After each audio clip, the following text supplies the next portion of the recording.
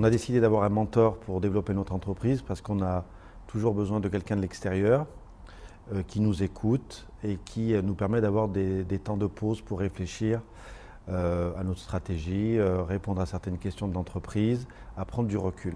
Notre mentor, surtout, il écoute. Donc il est là il ne nous conseille pas, il est là pour écouter ce qu'on a à dire et essayer de nous amener sur des terrains de réflexion, et ensuite c'est à nous de cheminer ces terrains de réflexion. Alors personnellement, le mentor, il m'apporte au moins deux choses. Un, l'écoute sur mon entreprise, et deux, lorsqu'il y a un besoin de prendre contact avec quelqu'un de l'extérieur de l'entreprise pour avoir son avis, par exemple, ou un regard extérieur, il est très disponible. La relation avec le mentor ne reste pas strictement professionnelle, parce que l'idée d'écouter, c'est aussi apporter du relationnel, de l'échange, et donc nécessairement on a un peu plus de relationnel hors professionnel, mais c'est pas plus mal, ça permet aussi de continuer à discuter hors champ professionnel.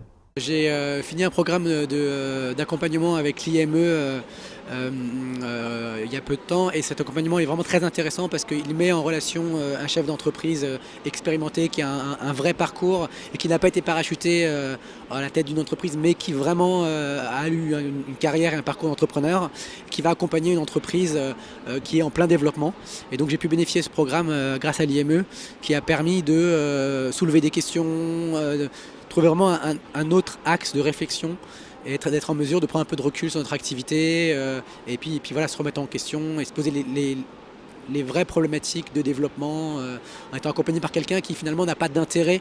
Donc c'est vraiment un accompagnement bienveillant avec une ouverture d'esprit extrêmement intéressante. Et donc c'est toujours intéressant quand ces personnes-là partagent leur expérience, leur parcours, les questions qui se posent, ce qui les motive, parce que forcément ça a un impact sur nos propres parcours, une certaine résonance de temps en temps, et ou alors une question ou un point de vue qui va nous faire nous poser d'autres questions, avoir d'autres angles de vue, et puis parfois rebondir sur une idée ou redonner un petit peu d'énergie aussi, de voir ces entrepreneurs qui ont eu des hauts et des bas, ce qui les motive et où est-ce qu'ils vont, d'où ils viennent. C'est toujours très intéressant en tant qu'entrepreneur.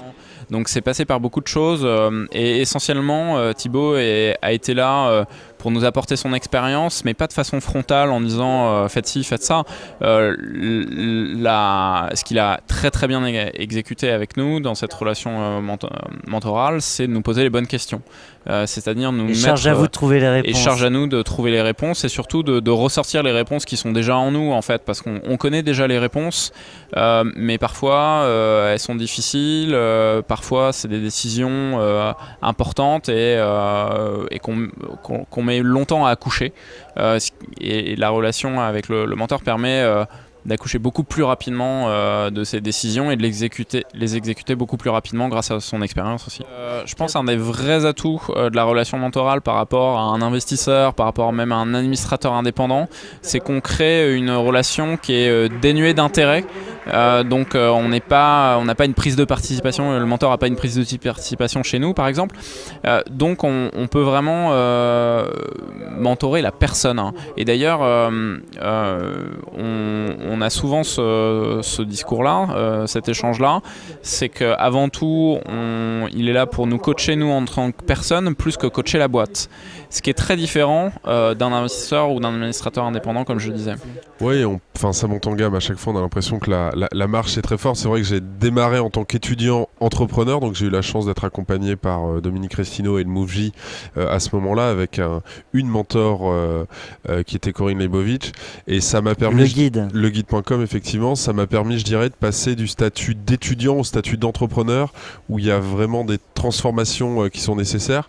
J'ai été accompagné ensuite par le réseau Entreprendre, et au moment de la levée de fonds, je me suis rendu compte de toute l'accélération, de toutes les transformations, et finalement je me suis peut-être retrouvé encore plus seul que jamais, malgré un conseil d'administration, malgré tout ça, et c'est là que j'ai ressollicité à nouveau le mentorat.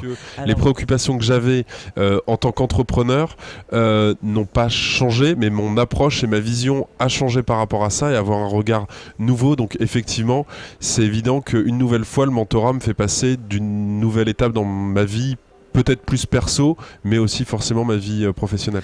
Alors, Ouais, ce qui est sûr, c'est que le mentor peut pas cerner nos problèmes si c'est pas qui on est, ce qu'on veut, où on va. Et effectivement, les tracasseries, je vais dire, du quotidien, la manière de réussir sont... Voilà.